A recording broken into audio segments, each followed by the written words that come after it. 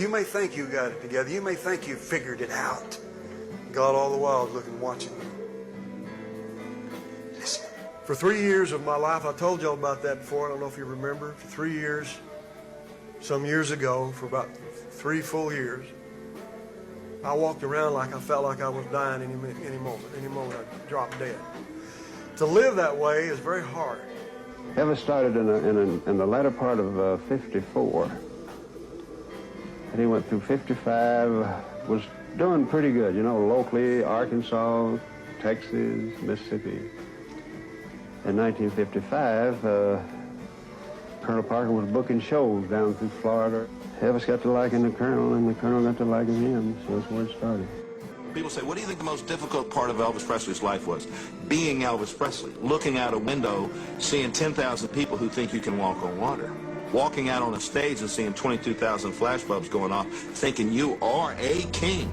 And Elvis, be honest with you, was totally wore out. Totally. I think that maybe he just gave up a little bit. He'd hit the top, and it's almost that question, where? He was a little tired of the touring, a little tired of doing the same songs, and he was just tired. He'd heard about Jesus. He heard about a man who could actually open the eyes of the blind, who made the lame to walk, who cleansed the leper, who even raised the dead. When he realizes his desperation and the situation that he's in is no good, he needs a change in his life. I'm pressed in on both sides, behind and before. Life presses in on me. I said, listen, you got 2 or 3 guys around here that'll go to Hawaii with you. And I said, we'll hang out and you just, you know, and you can get yourself back together again. He said, let's talk about that. It sounds like a good idea.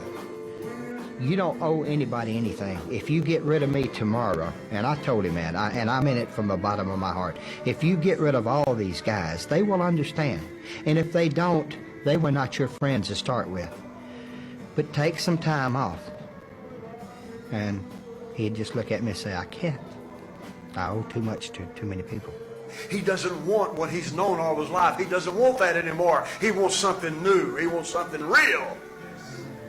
He was a searcher about life, a searcher about truth. I thought I knew everything until I met Jesus. I thought I had done everything until I met Jesus. I thought I was really something until I met Jesus. I thought, man, I really had something going for me. I had everything going for everybody behind me.